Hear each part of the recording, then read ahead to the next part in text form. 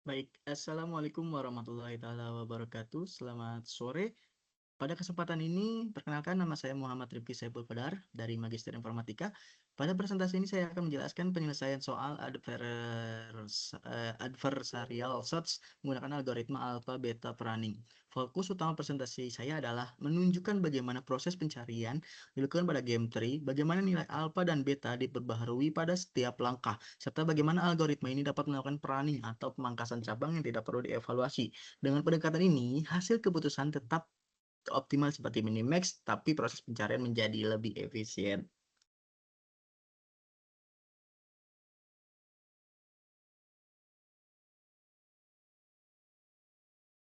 Tujuan dan konsep dasar.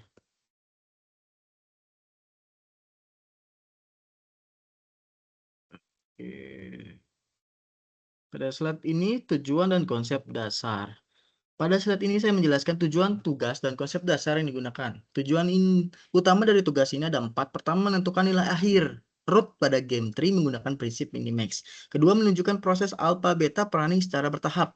Ketiga, menentukan cabang optimal yang dipilih oleh pemain max. Dan keempat, mengidentifikasi node atau leaf yang dapat dipruning. Secara konsep, adversarial search terdapat 2 jenis utama. Max adalah pemain yang selalu memilih nilai terbesar, sedangkan min adalah lawan yang memilih nilai terkecil. Kemudian terdapat 2 parameter pendukung, yaitu alpha, ya. Alpha ya, atau A, yaitu nilai terbaik sementara yang sudah dijamin untuk pemain max. Beta atau nilai B, yaitu nilai terbaik sementara yang sudah dijamin untuk pemain min.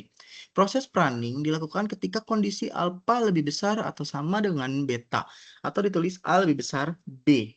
Jika kondisi ini terpenuhi, maka sisa cabang pada node tersebut tidak perlu dievaluasi lagi, karena tidak akan mengubah keputusan akhir.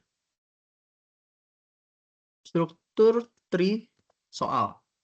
Nah, struktur tree soal dan asumsi evaluasi seperti ini. Pada slide ini ditampilkan struktur pohon permainan atau game tree sesuai soal yang diberikan. Root utama adalah node A. Dan pada penyelesaian ini saya menggunakan asumsi standar bahwa A merupakan node max. Selanjutnya level di bawah root diasumsikan sebagai node min. Lalu level berikutnya kembali menjadi node max. Dan akhirnya berada pada leaf node yang berisi nilai utilitas.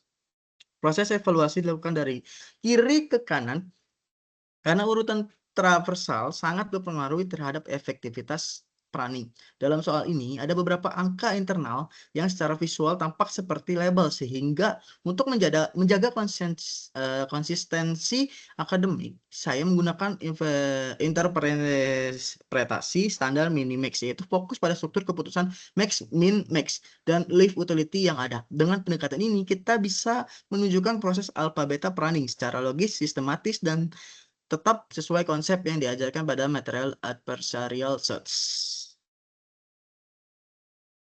Evaluasi subtree kiri. Pada langkah pertama, kita mengevaluasi subtree terlebih dahulu. Node ini kita sebut sebagai B. Karena berada satu level di bawah root max, maka B adalah node min. Di bawah B terdapat node 2 node max, yaitu C dan D.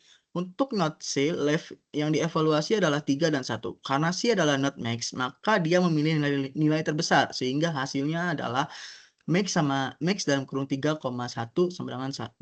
Selanjutnya untuk node D, leaf yang dievaluasi adalah 2 dan 2. Karena D juga merupakan node max, maka hasilnya adalah max 2,2 sama dengan 2. Setelah itu kita kembali ke node B yang merupakan min. Node B akan memilih nilai terkecil dari hasil C dan D, yaitu min 3,2 sama dengan 2. Jadi nilai subtree adalah 2. Nilai ini dikembalikan ke root A, karena A adalah max. Maka nilai alpha root diperbaharui menjadi A sama dengan max alpha, 2 sama dengan 2. Artinya sejauh ini root A memiliki pilihan terbaik sementara dengan nilai 2.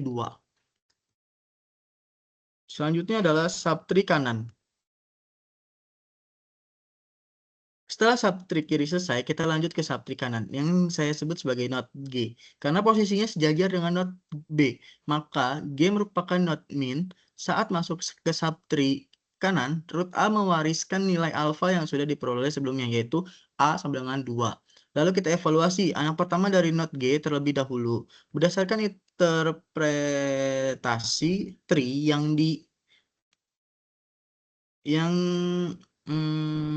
bentar.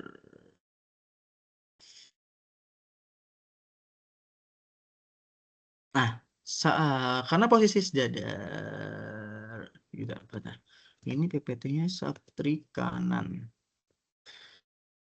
Oke. Nah, oke. Setelah subtree kiri selesai, kita lanjut ke subtree kanan. Yang saya sebut sebagai not G karena posisinya sejajar dengan not B. Maka G juga merupakan nilai not min. Saat masuk ke subtree kanan, root A mewariskan nilai alpha yang sudah diperoleh sebelumnya, yaitu A sama dengan 2.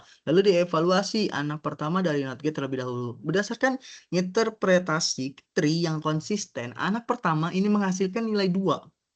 Karena G adalah not min, maka nilai beta diperbaharui menjadi B sama dengan min beta, 2 sama dengan 2. Sampai titik ini kondisi not G adalah alpha 2, beta 2. Karena A lebih besar B, yaitu 2 lebih besar 2, maka kondisi Prandtl terpenuhi. Ini berarti sisa cabang pada subtree kanan tidak perlu dievaluasi lagi. Karena berapapun nilainya tidak akan memberikan hasil yang lebih baik untuk root A dibandingkan nilai 2 yang sudah dimiliki sebelumnya. Inilah inti dari alpha beta Prandtl, menghentikan evaluasi lebih awal tanpa mengubah keputusan akhir. Selanjutnya bagian tree di Prandtl.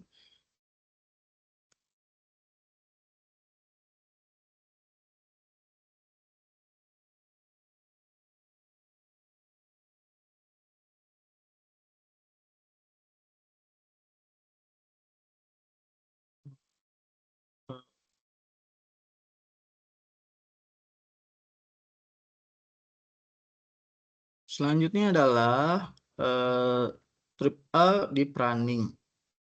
Bagian yang di Prandtl. Pada slide ini saya menampilkan secara spesifik bagian tree yang di Prandtl. Cabang di Prandtl adalah subtree kanan terakhir, yaitu cabang yang mengarah ke leaf 0 dan min 1.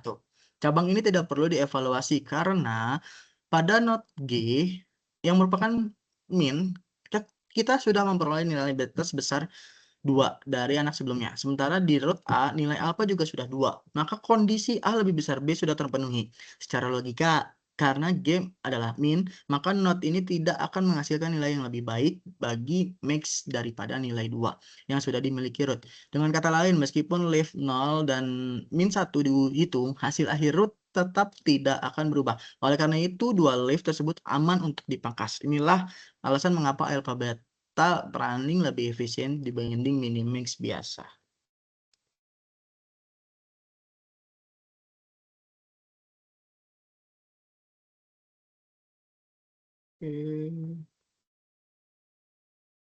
Salah lagi saya 2 kali bikin video nanti. Terus ada bagian hasil akhir dan evaluasi. Efisiensi evaluasi.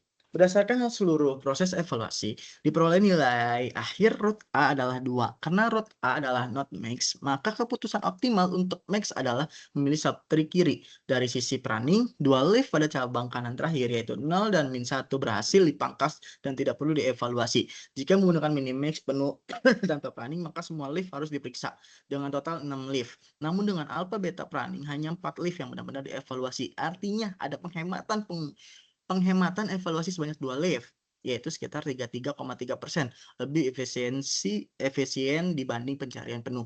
Jadi hasil akhirnya tetap sama seperti minimax, tetapi jumlah not yang dihitung menjadi leaf sedikit. Ini menunjukkan bahwa alpha beta Prandtl efektif untuk meningkatkan efisiensi pencarian pada game tree.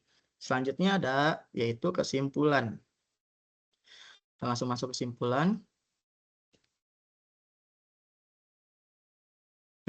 Sebagai kesimpulan dapat dilihat bahwa alpha beta Prandtl merupakan optimasi dari algoritma minimax yang sangat efektif pada permasalahan adversarial search. Pada soal ini nilai akhir root A adalah 2, sehingga langkah optimal untuk pemain max adalah memilih subtree kiri. Selain itu, cabang kanan terakhir yang berisi leaf 0 dan min 1 berhasil diperaning karena kondisi A2 dan beta 2 sehingga memenuhi syarat A lebih besar daripada beta. Alpha lebih besar daripada beta. Dengan demikian, alpha beta peraning tetap menghasilkan keputusan yang sama dengan minimax, tetapi dengan jumlah evaluasi not yang lebih sedikit, sehingga proses lebih efisien. Demikian presentasi saya mengenai penyelesaian alpha beta peraning pada adversarial search. Terima kasih perhatiannya. Assalamualaikum warahmatullahi wabarakatuh.